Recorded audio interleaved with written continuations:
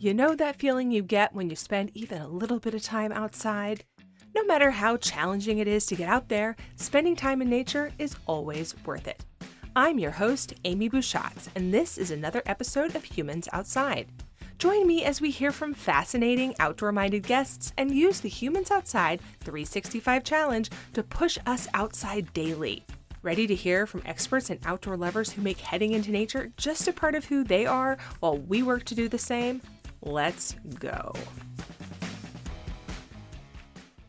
If you've been listening to Humans Outside for very long, you know every day is Veterans Day in my house. That's because not only is my husband Luke a disabled U.S. Army veteran who still serves in the Alaska Army National Guard, but discovering value for his healing from a traumatic brain injury and post-traumatic stress disorder is what sent us outside to start with. It's how I got started chasing my own outdoor time experiment. And it's why we ended up having this podcast for you.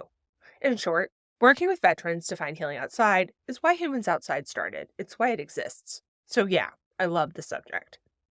The Veterans Day holiday offers a very convenient date on the calendar to take a hot second to talk about the what and why of healing outside and to hear from other veterans who have found the same thing we did and are now working to share it with others.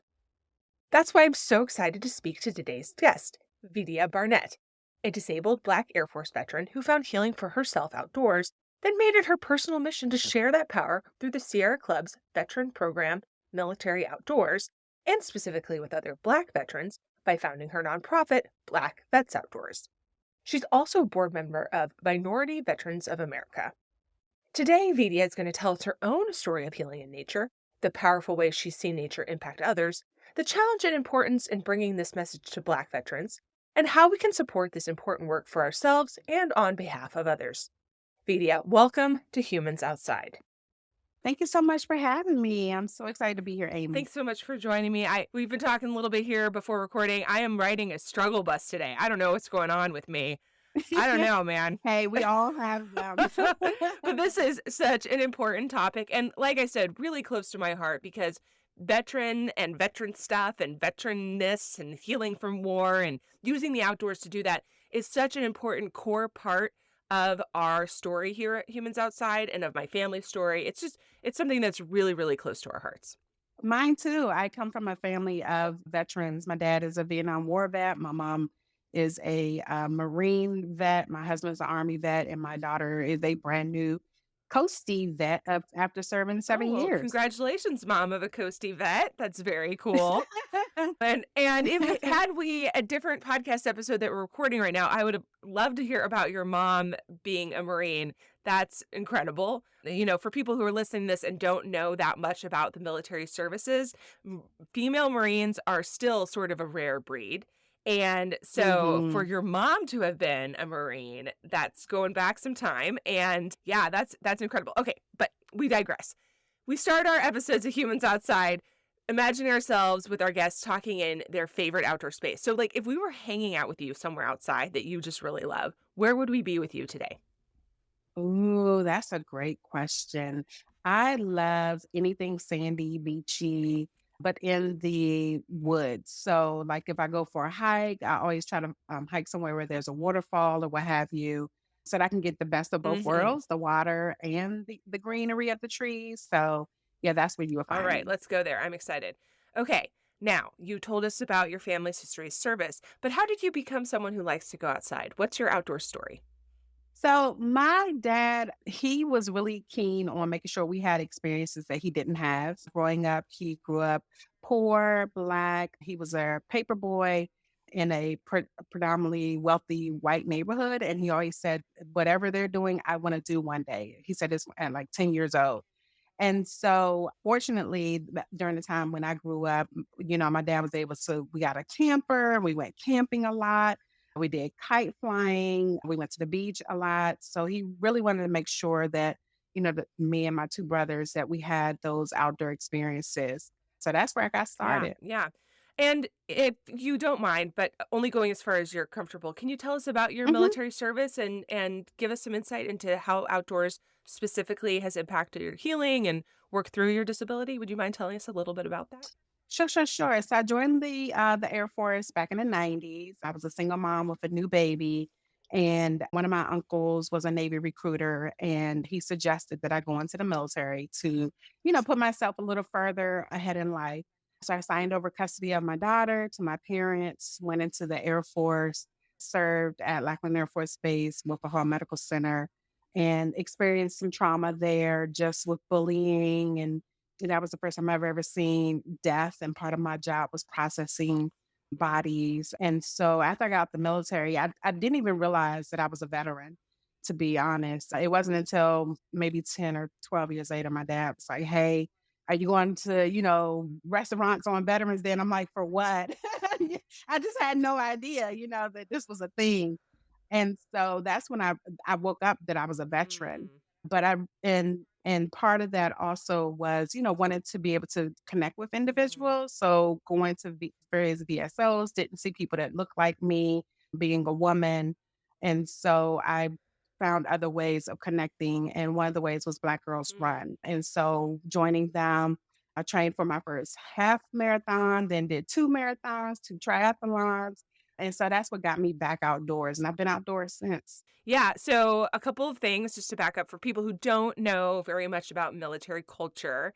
Yes, you can be a single mom in the military, but it is extremely difficult and you have to have what's called a family care plan. This is in modern times now, and that looks like having a very specific plan for who's going to take care of your kid if you're deployed or anything like that. Was that the case in the 90s? Was it, I mean, you mentioned signing over custody of your daughter to your parents. What did that feel like, or was that the only option that you had there?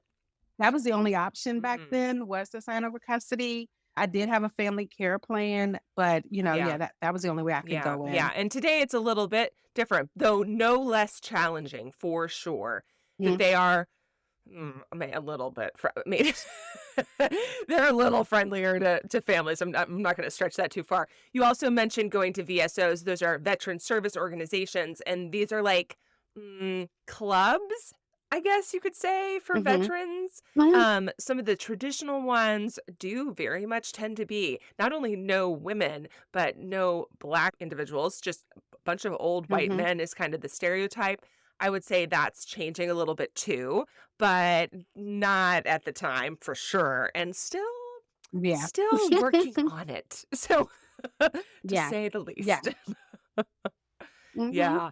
Yeah, and since you also mentioned Veterans Day meals, I was over at military.com for a long time. I was their executive editor. I left that role this past summer, but I will tell you right now, the highest performing story, the thing, piece of content on that website is their list of free Veterans Day meals and discounts. I am not kidding. It is Wow. an incredible group of reporters who is working super hard to like write really high quality news. And Wow. then and then Veterans Day comes, and the thing that people like the most is this free list of meals because, I mean, who wants to turn down free dinner? I mean, sign me up, right? Right. Right. So, I Me can't even be too. mad. But if folks are listening to this, you are a veteran, and it is around Veterans Day, I'm just saying, military.com's got that big old list of that stuff, and, I mean, hate on it as much as you want, but there's nothing like a free meal that I'm for me. So I think. That's me. Anyway, okay. Right. So, since you started working with other veterans, how have you been spending time in nature and how have you seen nature impact them? You mentioned running and triathlons, but you're working specifically with Mhm. veterans here, and Sierra Club Military Outdoors Program focuses on a lot of different nature stuff, but it's not specific to like the fitness thing. So, talk to us a little bit about the program and then about how you've seen spending time in nature impact the people around you. Sure, sure, sure. So the military outdoors campaign that we run has two facets. There is an outings component where we have volunteers in 7 different states that run programming for veterans. That could be something as simple as pole walking. So we have a volunteer that's all that she does, and so that's for veterans who may have some type of mobility Mhm. issue. So pole walking is great for them. But then we may have, like in Michigan, there was a ice climb, Yeah. so it just depends on where people Mhm. are. And then the second part of it is I work on the legislative policy side. So I do about 90% of my work is policy work, which is helping states as well as federal policies be brought to our legislators. So there's Transit to Trails, the Senator Cory Booker introduced to Congress, which will impact veterans who don't have readily access to nearby nature or green spaces, making sure that if they get on a bus or a train, they can get somewhere to enjoy Mhm. nature. So people don't really consider nearby nature, which could be a park in your Right. neighborhood or what have you. When people think of spending time outdoors, they're thinking they gotta summit a mountain Right. or Yeah. go Yeah. kayaking and things of that nature. But it's something as simple as going to your nearest state park or a local park in your community, county, town. Mhm. And so what people don't understand is a lot of those are there are barriers to access. One can be financial. Someone may just not have the funds to purchase a state park pass. It could be a mobility issue. So, say for instance, there's a beautiful park near you, but if it's gravel, if the trail is gravel and you use a wheelchair, then it's just something you cannot use. So that's what I work on is accessibility legislation, ensuring veterans of varying body abilities can enjoy the lands that we took an oath to serve and protect. How do you see this access to these places or the experiences in these places impacting folks? And how do you see that impacting you through the lens of working through military service and some of the things that you mentioned earlier, those traumas of dealing in the Mhm. hospital and of working in this space? How do you see nature impacting people processing that? Well, research has shown there's plenty of research out there that shows that anyone that spends time in nature, at least 30 minutes, there is a significant impact in a sense of belonging, peace, calm, purpose, things of that nature. But also for those who experience trauma, such as veterans, when they're in a veteran led or veteran specific group, there's a sense of Mhm. camaraderie that I can't really explain what that is like. It's just, when you're veteran to veteran, there's just a different Yeah. relational experience than it is with someone who has never served in the military. So we found that there's increased camaraderie. And one study about addiction found that when there was a peer group, those afterwards, when they did surveys and things of that nature, there was a reduction in their consumption of whether alcohol, drugs, what have you, because they had a battle buddy afterwards that they can keep in Yeah. contact with. So, I mean, the research is out there. We definitely see it. I myself, I experienced a stroke in 2019. That was my way of getting back to healing and spending time outdoors. And so, my dad has PTSD. He was a volunteer with AmeriCorps Senior Corps outdoors and working at a state park. And so that's helped him as well. I mean, I think we're just saying, and this is my experience. So please correct me if or share your experience too. Space, heading outside creates a space. There's everyone's sort of on, I don't know, equal footing, if you will, because you're all in the same literal same space and facing the same challenges there. So like from the basis, like from just nobody knows each other. You've stepped out there. You're all similar, and you get there. The space is the same. You're there with it. And then when you have a group of people who have a shared background, who are facing a shared challenge at the same time. So let's say the space has some things in it that maybe don't feel good, right? It's cold or it's steep or, it's challenging in some kind of way. Now you're there with people who understand your background and you don't have to explain it. And Right. And I don't know about for you, but for me as a caregiver of a military veteran and as a military spouse, we carry our own sort of service baggage around. It's different obviously from a veteran's, but not having to detail that is a really big hmm deal because that hmm is so exhausting. Yeah, absolutely. And it does, like I said, it gives a sense of belonging. So Mhm. you're all there kind of like struggling together. Right. And then you also want to see each other succeed. And that's the beautiful thing. I've been on hikes where you have a petite woman grabbing the hand of this burly guy who may not be as confident and help him along. And no one's leaving anybody behind. So it definitely gives a sense of belonging as well. Yeah. Yeah, which is a sense that you have in the military. As a military spouse, you're surrounded by people who are all dealing with the same nonsense at the same time.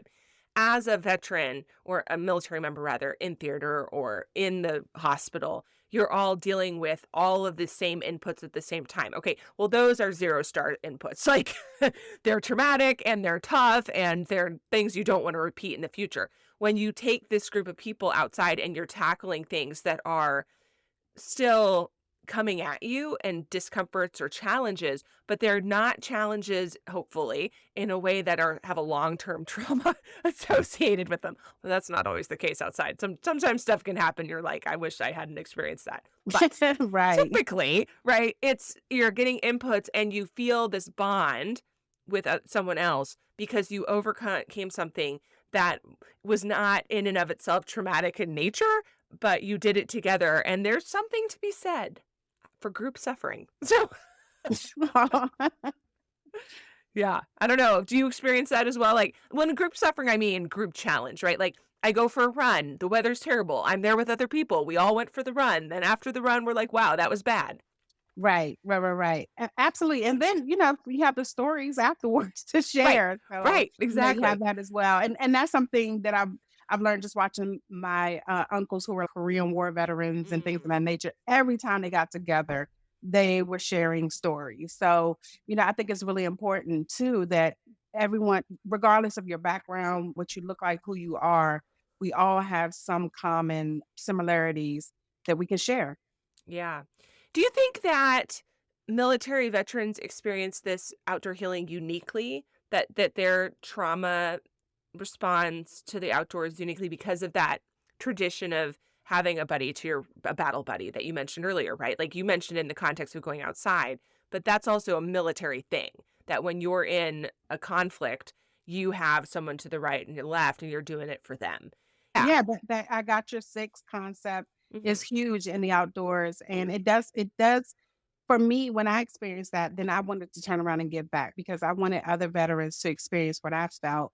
Do I have days where PTSD is kicking my butt? Absolutely, but I'm able to then reach out to, people that I've connected with through my outdoor activities and rely on them to help get me back to where I need to be, and it's always often, "Did you get outside today?" If Yeah. you haven't, girl, put your shoes on, go get you about 30 minutes of air, and then Hmm. I'm able to kind of get back on my feet. Yeah, absolutely. I love that because there's so many challenges that veterans specifically face. But what you just said is also so highly relatable for people who are listening to this who are not veterans. Mhm. Everybody struggles with some sort of past trauma or hardship that they'd rather have not dealt with. And like you don't have to be a veteran to have those problems. And going outside is a way to soothe or work through them for everybody. And so like PTSD is more prevalent among veterans, but it is not exclusive to veterans, right? Mhm. And so you can be tackling these things, guys, and have a challenge in your life come up. People have hard days. I have hard days, right? We have Mhm. hard days, and maybe sometimes you don't know why. And the outdoors is there for you to, just like you just said, get your butt outside, go outside for 30 minutes, get some air, and Mhm. just really have some space to process that. I will tell you right now, I had yes, 2 days ago? Well, I just got some emails I didn't like, okay? Like, some people turned me down. Like, I got some rejection, okay? I'm Mhm. working on this project. People didn't do exactly what I wanted them to do. Annoying. I went outside, and I have a hot tub here in Alaska. I went outside and soaked/sulked in my hot tub for for That's a a good nice way to do it. yeah, right? For like a good 20 minutes. And it was kind of chilly. Like it was raining a little bit. I wasn't digging going for a walk. Although I did sit there and think you should go for a walk. That'd be good right now. But that was my moment where I gave myself that time to sit out there and process and just look at the trees for a minute or two or 10 or whatever it was and have that moment. And I just think that's such a relatable thing that when you're faced with these challenges in life, whether this is work pressures or whatever, we like to say, oh, I don't have time for that. But you do. You have 5 minutes, Mhm. you have 10 minutes. Instead of doom scrolling or just sitting in your chair being upset about something, get Mhm. some air. Get some air. Absolutely. Absolutely. Time for a little break so I can tell you about the Humans Outside 365 Challenge. Want help building your own outdoor habit, some cool swag, and even a finisher medal? The Humans Outside 365 Challenge is a great way to get started. Get outside every day for a year with exclusive help. All you need to do is visit humansoutside.com/challenge. Don't get left out. Go to humansoutside.com/challenge to learn more now. Okay, back to the show. So your organization, Black Vets Outdoors, focuses on Black veterans, obviously. It's in the title. Mhm. What prompted you to found that? Give us a little bit more background about that. Yeah, so in these outdoor veteran spaces, I'm typically maybe one of two women. Mm, So I was showing up to a lot of spaces and, I'm kind of looking around. And, I was raised that take up space wherever you are. So, I take up space wherever I am. But I'm typically always the only Black woman in veteran outdoor spaces. So let me be clear mhm, about that. And so because I'm doing work to impact the lives of veterans, and I go to these veteran spaces and I don't see people of color in these spaces who not only have the trauma of having experienced, I hate to say it this way, but the military is a different beast. Like there's so many things that go on in the military you could not do in the civilian world. So you have individuals who not only experience the military, but then also experience discrimination mhm. and biases. And so they're at this intersection where they have double trauma. And I'm looking at research every day that says, hey, getting outside helps eliminate that. But I'm not seeing us outside. So for me, I said, you know what? I'm gonna create a nonprofit to fill a need. And since creating that, I've had so many veterans say, I've been looking for something like this where I can show up and people look like me and I don't feel uncomfortable in a space that sometimes isn't even welcoming, especially, with the way the United States and the polarization is right now. There are some veteran spaces where I go in and I'm get back in my car and I'm like, I'm out. Yeah, so I mean, to your point about the military having things that don't happen everywhere else, I cannot think of another job right now where you have to give up your child to join it. So, Mhm. right, like, that's crazy. Just a standalone thing, right? But so common, especially when you join. So there's that. And then what we were talking about just a few minutes ago of having a space where you don't have to explain yourself, where you Mhm. don't have to Mhm. say like, this is my background, where you don't have to have the conversation we're having right now, right? Where Mhm. we are like Mhm. diving into why this matters. You can show up there, be fully you without Yes. any sort of like, here's why this matters to me. Here's the things that I experience. Like you can look at somebody in your space with you and be like, yeah, she knows. Yep. Or he knows. Yeah. Yeah, Been and there. and even the language. So I just taught a workshop on the importance of affinity groups, and affinity Hmm. groups mean if there's an LGBTQ affinity group or there's paralyzed veterans affinity group, the language I can show up to a paralyzed veteran affinity group, and I may not know all the language and the vernacular that they're speaking that pertains to their particular disability. Same thing with the LGBTQ veterans. There are some vernacular or terms that I may not know. So I've even had pushback from people saying, why do you do something for women veterans? We're all veterans. Yeah. And I'm just like, okay, well, there's different things that women veterans have experienced in the military, that meant it just doesn't happen. Right. And then the same thing, as a white individual showing up in spaces here in the United States, you don't have to think about your skin color when you show up to a space. Unfortunately, that is the case for a lot of individuals. So for me, this affinity space, it fills a need and a void where Black veterans don't even see themselves. I mean, you can look at a lot of advertising for outdoor groups and even apparel companies, and you don't see people of color, you don't see disabled individuals. So for me, it was really important to make sure that there was a safe space for Black veterans to show up in the outdoors, in their authentic selves. And the other thing I wanted to do with Black Vets Outdoors is to not focus on trauma, but focus on joy. And I Mm. think a lot of times we don't it's very rare to hear people focus on joy when we're talking about veterans. It's always Hmm. about the trauma, the trauma, the trauma. But let's talk about joy. Let's talk Yeah. about, bird watching. And like I have two bird feeders in my backyard. I have a screened in patio and I sit out there and I watch the birds squabble and I see the squirrels and so it's about joy. And those things bring me joy. It's nothing fancy. I don't have to get Yeah. dressed up to do it. Oh, but that's such a good point. I mean, you're right. Like we're even sitting here talking about trauma right now. Such a Mhm. good point. And I've done a lot of like veteran group stuff through my job at military.com, but I'm just like through my life because I'm married to a veteran and have been Mhm. in this space. And you are 100% correct that it is all like people sitting around complaining about their trauma, doing trauma stuff, like rah, rah, rah, grumpy veteran, right? And there's like so little joy for just being in an experience with other people who have a shared commonality and can really join you in this moment where you're all coming at this with like carrying sort of the same thing and then experiencing the same thing through a lens of enjoyment and joy. Yeah, and I even think about just spending time doing nothing. There's this discourse about laziness and people, especially once the pandemic hit, about people not wanting to work. And no, people just want to breathe. They want to experience joy. They want to experience their whole selves and their whole body, whatever their body Right. may look like, or what their body abilities are. And joy should be part of that. Like, I think Yeah. we should be talking about pleasure and joy more often. I call myself a pleasure activist, because when I grew up, it was work, work, work, keep your head down, grind, grind, grind. And now that I've experienced a stroke and, recovered from a stroke, I'm like, no, I need to take time for joy. And Mhm. it's okay to do that. Yeah. Oh, I love that because even I'm thinking like even a few moments ago where I told you I went outside and had my soaking sulking time and then I was like, "Oh, maybe I should take a walk." That's me saying I was feeling unproductive.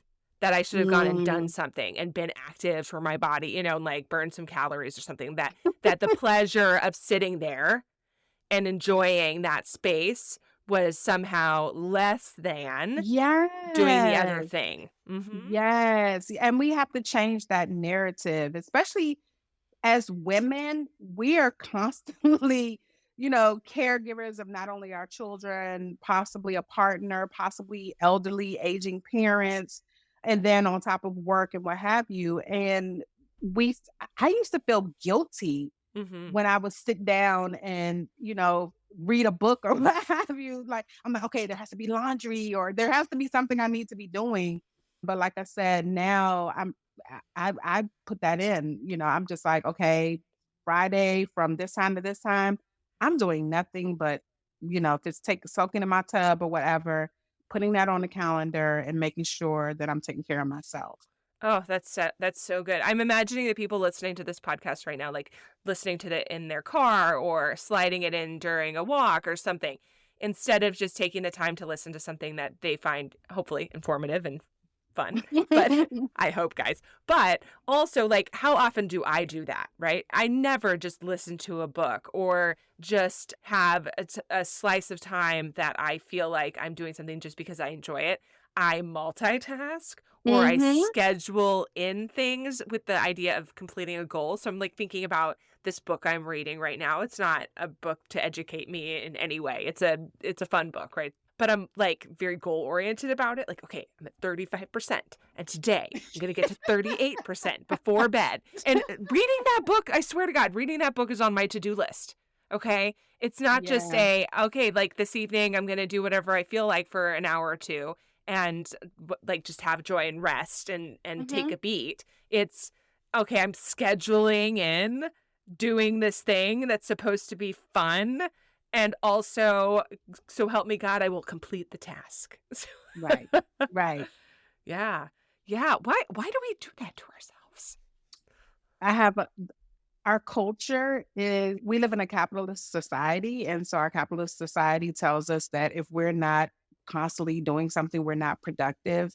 Mhm. And it's okay to not produce something. Mhm. But we're ingrained in that from the time our children start school, even kindergarten. You have to produce, produce, produce, produce, produce. And so I'm hoping that through Black That's Outdoors that we can unlearn having to produce Right. and learn to experience joy. Yeah. Talk to me more about Black Vets Outdoors. How have you seen your outdoor work in the policy sector or just the work through, that this like building this groundswell of this habit of heading outside for this stuff? How have you seen that impact the Black veteran communities specifically? So to be honest, Amy, it's a hurdle. I've Mm. had individuals tell me that's not something that we do. Say for instance, something like skiing, you'll hear that's what white people do because Mm. that's who we see doing it. Right. So there so there are hurdles to eliminating cultural biases within the culture. So that comes from education. So I'm really happy. One of the things that we've done on the website is share organizations that are doing that. So there's a Yeah. ski club on there that started out as some Black guys who didn't see other Black people skiing. So I've shared that. So there's the fishing groups, there's the ebony anglers. That's all Black women that do fishing Right. so that people can see themselves. So the first thing is breaking down cultural biases that we don't do that. And then second is partnering with organizations that do that and then steering veterans in that place. So right now we're in phase 1 where we're educating and giving information and doing partnerships with organizations. And then hopefully in phase 2 in about a year or so we'll actually be doing it ourselves. Mm, But, my thing is why reinvent the wheel if there's right. others already doing Yeah. it? And I could just steer veterans to organizations that are already doing it with people that look just like them. Yeah. Yeah. And this attitude of we don't do that. It's easy as a white person to say, well, that's just the culture. Like, that's what people think. But that is comes from a history of discrimination in the Mhm, outdoors mhm, against Black bodies, against Black mhm, people. Everything from after the Civil War with Reconstruction and sharecropping and taking away rights to forage and be in the outdoor spaces doing that for Black people to segregated swimming pools. So mhm, you as a white person might hear, oh, Black people don't swim. Or you might hear Black people say, we don't usually swim. Like my friends and I don't swim. That comes because they're like the swimming pools were literally segregated. You couldn't swim. This isn't like a choice. It might be a choice in this exact moment because it's now cultural, but mhm, it is not a historic choice and it's also not true.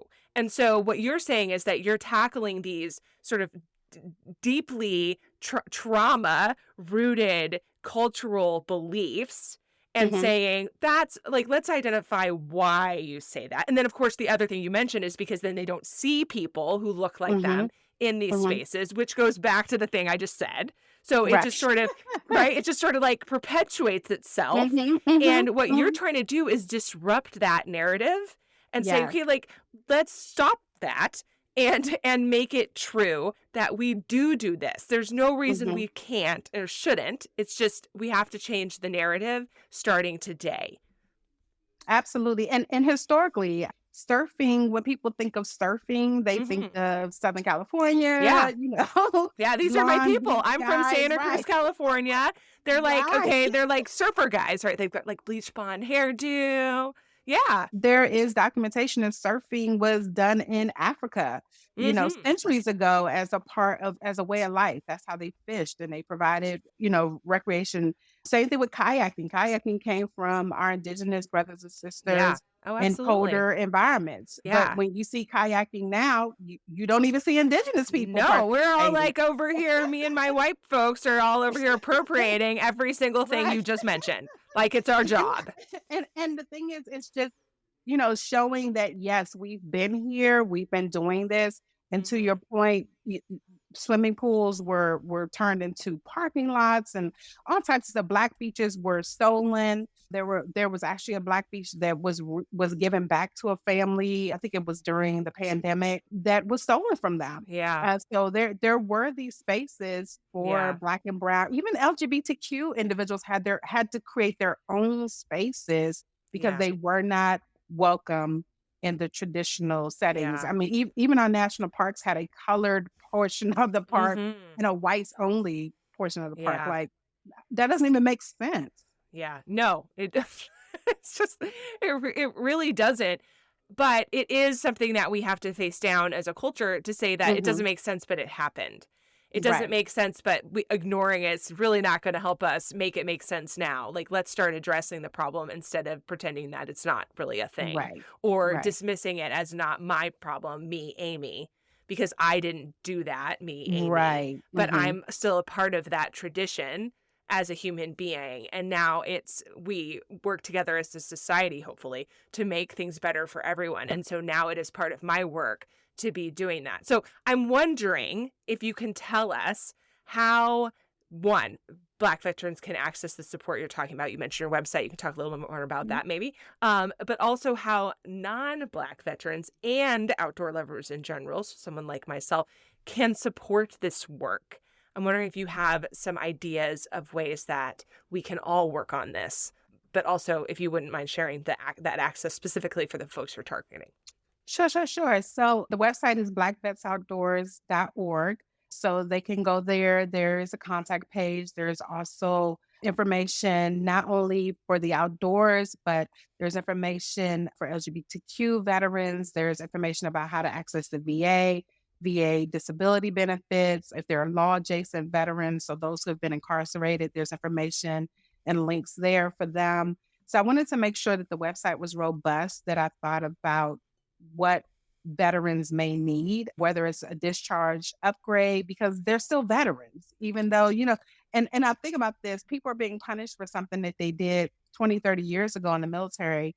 And it's like they're missing out. Right. So part of the website, the important is the holistic part of Black veterans, which is disability, getting your education benefits. If you're a law adjacent veteran, making sure that you have the resources that you need as well. And then there's also information for our elderly veterans that people don't Right. even think about. Mhm. There's resources for them as well. So people can definitely go to the website, blackvetsoutdoors.org, and then for allies, there's also information. And then they can also reach out to me. And one of the things that I would suggest is when people are hosting outdoor activities and events, representation matters. So ensuring that, you reach out to individuals. For me, Right. it's really important. Like I'm working on hosting an event through my job and making sure that even the bathrooms are wheelchair accessible.